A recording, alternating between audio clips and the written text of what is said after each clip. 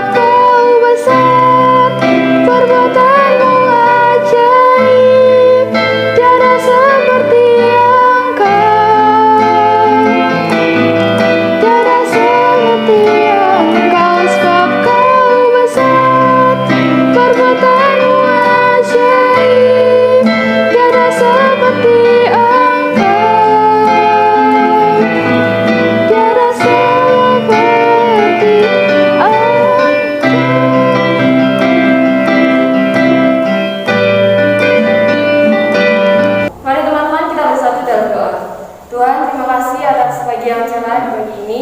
Sebentar kami akan mulai ibadah kami, bergantilah ibadah kami dari awal, pertengahan hingga akhirnya. Engkau yang Maha Kuasa Tuhan, ampunilah segala dosa kami. Dalam Tuhan Yesus kami berdoa, amin.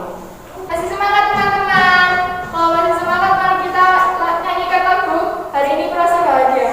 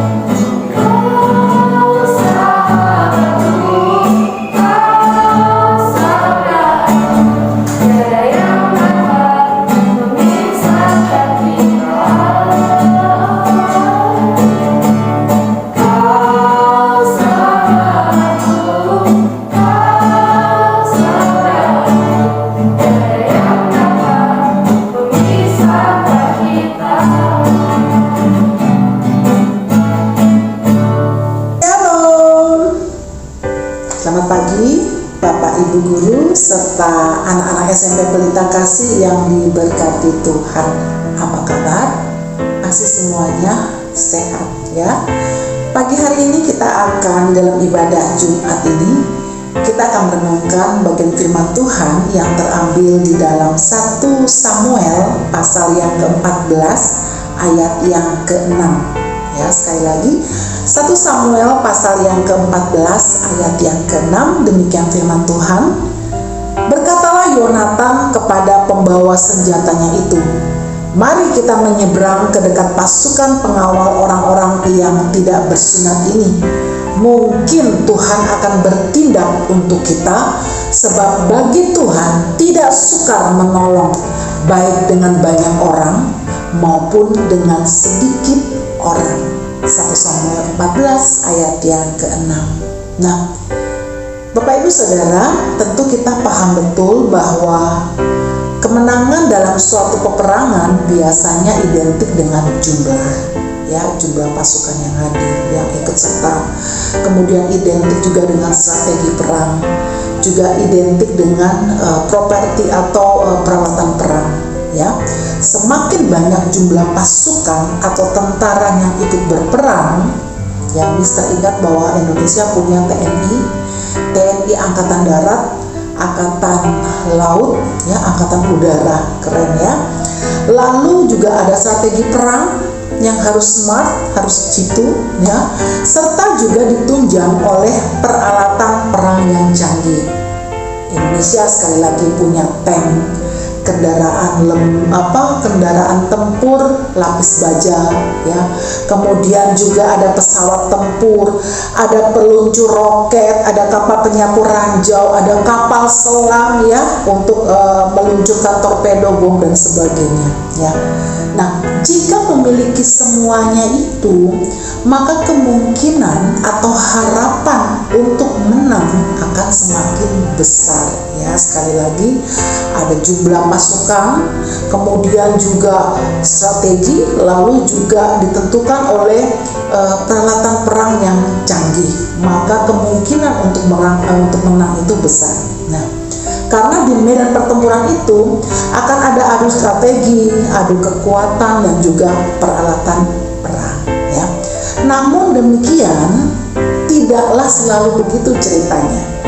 Alkitab banyak memberikan kesaksian bagaimana walau dengan peralatan yang sederhana, seperti ketika Daud dan Goliat, ya, ketika Daud melawan raksasa Goliat, Daud menghadapi Goliat itu hanya dengan apa? Hanya dengan ketapel. Sementara sementara musuhnya menghadapi dia dengan pakaian lengkap perang, dengan ketapel, dengan ketopong, lalu juga dengan perisai, dengan pedang dan lain sebagainya. Daud sama sekali nggak pakai pakaian perang. Dia hanya menggunakan ketapel dan juga menggunakan batu. Tapi Alkitab mencatat Daud justru bisa merobohkan raksasa Goliat hanya dengan peralatan yang sangat-sangat sederhana, ya. Tapi Daud luar biasa, dikatakan apa? Kamu menghadapi aku dengan tombak, dengan lembing, tetapi aku menghadapi engkau dengan nama Tuhan semesta alam. Itu keren, ya. Lalu Alkitab juga menceritakan bagaimana kereta tentara Firaun itu tidak dapat mengejar bangsa Israel, walaupun bangsa Israel itu hanya berjalan kaki. Apa yang terjadi? Nah, ini lagi-lagi Tuhan yang membuat bangsa Israel, ya. Tuhan ada di pihak Israel sehingga dibuatlah kocar-kacir. Orang-orang yang menggunakan kereta ini, ya, pasukan kereta dari Firaun dibuat tenggelam. Sementara rakyat Israel boleh aman keluar lewat dari laut tersebut. Kita pernah mencatat bagaimana Israel berkali-kali berhasil memenangkan pertempuran karena ada Allah di pihak mereka. Keren kan? Nah, dalam renungan kita pagi hari ini, ya, orang Filistin datang untuk memerangi bangsa Israel. Mereka datang nggak tanggung-tanggung. Di sini dicatat mereka datang dengan 3.000 kereta, mereka juga datang dengan 6.000 orang pasukan berkuda, lalu juga dikatakan di sana pasukan berjalan kaki. Berapa banyaknya? Dikatakan di sana sebanyak pasir di tepi laut. Wow, pasir, sebanyak pasir di tepi laut. Ada yang bisa menghitung pasir? Alkitab mencatat tentaranya orang-orang Filistin itu datang, ya, pasukan berjalan kakinya itu sebanyak pasir di tepi laut. Wow, berarti banyak banget. Melihat begitu banyaknya musuh yang menyerang mereka, melihat kecanggihan peralatan yang ada, peralatan perang mereka, ini membuat kiut nyali bangsa Israel. Kita mencatat mereka akhirnya apa? Bersembunyi. Mereka lari, bersembunyi di goa-goa. Mereka berusaha untuk menyelamatkan diri dari orang-orang Filistin. Mereka ketakutan pas melihat, tentaranya banyak banget. Belum lagi mereka pakai kuda, mereka lagi pakai kereta, senjata-senjata yang luar biasa. Mereka langsung down, langsung kiut. Lah kita datang apa? Gak punya apa-apa. Akhirnya mereka kocar-kacir lari ke sana kesini menyelamatkan diri. Tetapi Alkitab mencatat Yonatan justru bukannya ikut menyelamatkan diri, Yonatan justru maju mendekati mereka.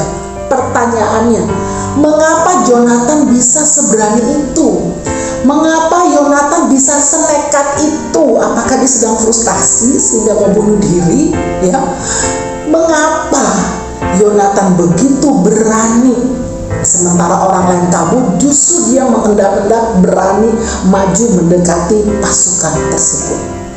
Karena Yonatan percaya bahwa Tuhan sanggup untuk menolong. Tadi ayat yang kita baca di ayat 6 tadi, tidak ada yang sukar baginya untuk menolong, baik dengan banyak jumlah orang maupun dengan sedikit orang. Dan dengan iman itulah ia mengajak bujangnya. Bujang itu maksudnya pembantu, yang pesuruh yang membantu mengangkat senjata, ya. Biasanya senjatanya itu tombak, lembing gitu, ya. Cuma itu peralatan sederhana. Nah, Yonatan ini mengajak bujangnya untuk maju mendekati, memerangi, dan mengalahkan musuh. Akhirnya kita mencatat demikianlah Yonatan dan bujangnya itu mengalami kemenangan yang luar biasa daripada Tuhan. Ya, berita kemenangan itu membuat musuh menjadi gentar. Ya, musuh menjadi takut, ada apa yang terjadi gitu, ya, sehingga mereka akhirnya bertumbangan satu persatu. Apakah ada banyak tentara dari pihak sebelah, maksudnya dari pihak Israel? Enggak ada, cuma Yonatan dan bujangnya. Tapi ini luar biasa. Sehingga kalau kita baca, ya, di ayat yang ke-15 dikatakan Allah membuat mereka menjadi panik, menjadi bingung, ketakutan, gak tahu harus buat apa. Dan Alkitab juga mencatat di ayat 19, akhirnya mereka saling membunuh, saling menikam satu dengan yang lain. Demikianlah dikatakan sana Tuhan menyelamatkan orang Israel pada hari itu. Kita menemukan ada banyak peristiwa kisah di dalam Alkitab di mana Allah berperan serta untuk memenangkan bangsa Israel, ya. Nah, pertanyaannya, anak-anakku yang dikasih Tuhan, bagaimana situasi dan kondisi kita hari ini? Apakah kalian sedang menghadapi situasi yang begitu berat? Situasi yang menghimpit saudara sehingga saudara gak bisa lagi berbuat sesuatu dan mengatakan, habis sudah. Udah aja, gak akan ketolong. Hancur semua dan lain sebagainya. Apakah ada saudara yang mengalami hal seperti itu? Pagi hari ini mari kita belajar dari Yonatan. Saat dia menghadapi kesulitan, saat dia menghadapi ancaman dan kondisi yang buruk sekalipun, Yonatan, Alkitab mencatat, dia tetap tenang. Dan dia menyerahkan segala sesuatunya, kondisinya ke dalam tangan Tuhan. Dan yang luar biasa, Yonatan punya keyakinan yang besar bahwa kalau Tuhan sudah menolong, pasti Tuhan juga akan menolong dia. Dan ini yang terjadi, ya. Tuhan akhirnya menolong Yonatan dan bangsa Israel. Yonatan tahu bahwa kemenangan di dalam peperangan bukan terletak pada besarnya jumlah pasukan. Ya, sekali lagi, kemenangan peperangan bukan terletak pada besarnya jumlah pasukan seperti kebanyakan orang mengira seperti itu, bukan terletak kepada strategi perang, ya, bukan terletak kepada peralatan perang yang canggih, melainkan pada Tuhan apakah ada atau tidak di pihak mereka, ya. Jadi bukan karena banyak jumlah orang, pasukan tentara, bukan karena strategi perang yang canggih, bukan karena peralatan-peralatan yang canggih, tetapi karena Tuhan yang ada di pihak mereka. Kalau Tuhan ada di pihak mereka, maka Yonatan percaya bahwa dia akan mengalami kemenangan demi kemenangan, dan itu yang Tuhan kerjakan. Biarlah firman Tuhan ini juga boleh menguatkan kita semua. Kalau hari-hari ini kita menghadapi berbagai persoalan yang tidak mudah, entah kalian sebagai siswa mungkin menghadapi pelajaran-pelajaran yang sudah mulai sulit dan lain sebagainya, jangan buru-buru patah semangat, ya, jangan pernah menyerah. Harusnya kita pantang menyerah, harus semangat dan berdoa, minta supaya Tuhan memberkati kita dan memberikan kita kepandian, fokus supaya kita bisa mengerjakan semua tugas-tugas yang ada. Karena firman Tuhan pagi hari ini mengatakan, bagi Tuhan tidak ada yang sukar untuk menolong. Biarlah pagi hari ini boleh menguatkan kita, apapun kondisi saudara hari ini, entah saudara ada yang mengalami sakit, mungkin pergumulan di dalam keluarga, mungkin juga di dalam studi saudara. Percayalah bahwa jika Tuhan ada di pihak kita, maka kita bisa melewati segala sesuatunya. Amin. Kita berdoa. Segala puji, syukur, hormat kami naikkan kepadamu Tuhan. Kami bersyukur untuk firman Tuhan yang boleh mengingatkan kami kembali bahwa Engkau Tuhan di atas segala-galanya, melebihi dari apapun juga. Kami percaya jika Tuhan ada di pihak kami, maka kami boleh melewati segala rintangan, tantangan, hambatan, persoalan apapun yang ada di depan kami. Dan kami percaya bahwa kemenangan ada di pihak kami, oleh karena Tuhan ada bersama-sama dengan kami. Terima kasih Tuhan, kami pegang janji Tuhan, dan kami percaya itu pula yang akan terjadi di dalam kehidupan kami. Terima kasih Tuhan, akhirnya kami menyerahkan seluruh kegiatan sepanjang hari ini, proses kegiatan belajar mengajar. Engkau memberkati setiap miss dan mister yang mengajar. Engkau juga memberkati setiap kami Tuhan, beri kami konsentrasi yang baik, supaya setiap pelajaran yang diberikan boleh kami terima dengan baik.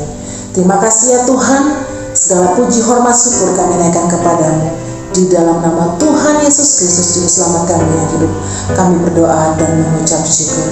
Haleluya. Amin. Sampai jumpa anak-anak. Tuhan Yesus memberkati kita.